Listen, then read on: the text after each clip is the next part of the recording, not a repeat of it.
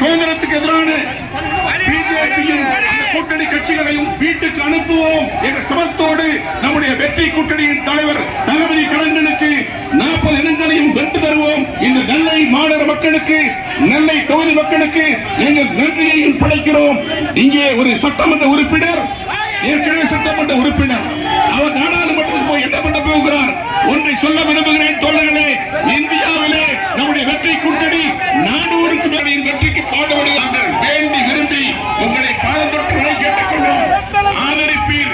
தளபதியின் சின்னம் கை சின்னம். ஆதரிப்பீர். தலைவர் ராகுல் காந்தியின் சின்னம் கை சின்னம்.